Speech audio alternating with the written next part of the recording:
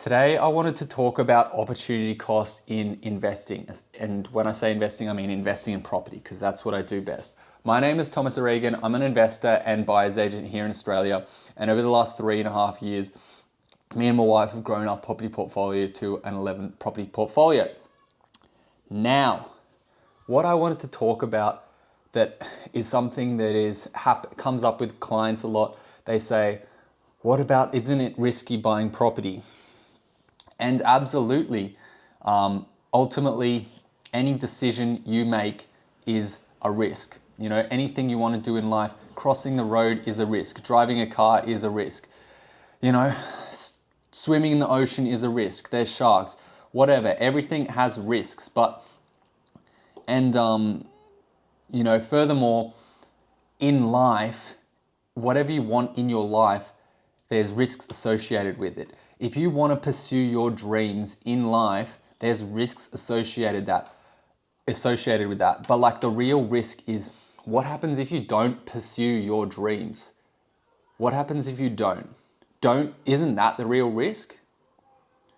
Isn't the real risk if you don't buy property and then 10 years down the track, the person who took action and bought the property, even though it was risky, and is now, doubled, tripled, quadrupled their money, isn't the real risk then the person that didn't take action? Not taking action is a far bigger risk than taking action most of the time. And that's the real risk when it comes to investing in property. People perceive things, taking action, investing, as a risk, but the real risk is, the reality is, if there's two people and they both have the opportunity to invest in property, most of the time, the person who chooses to invest in property and in 10 years' time still owns that property will be a far better off financial position. They'll be up here versus that person that never bought property, never invested in property, and rented that entire time.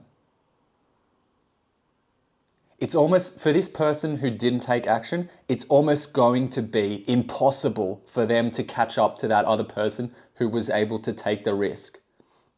Now,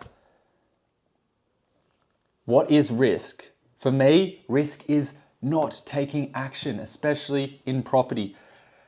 Obviously, with any risks, you have to mitigate and understand the risk as much as possible. That's how you de-risk. That's how you de-risk a risk. If you're going to jump off a cliff, you'll probably die, right? Unless you're bungee jumping, then you tie a rope, you have a helmet, you have a life jacket, you have all these things. If you're driving out of a plane, it's risky. But people do it. They just wear a parachute. So in property investing, it is risky. Yes, it is like jumping out of a plane. Yes, but if you have the training, the understanding, the education on what you're doing and how to do it, then you can de-risk. You can de-risk it.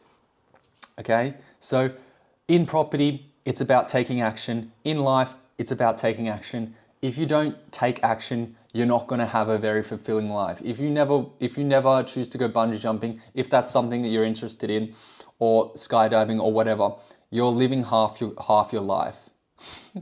Live life to the fullest, take opportunity, embrace risk, and happy investing, guys. But ultimately, decision makers are the ones that are going to win.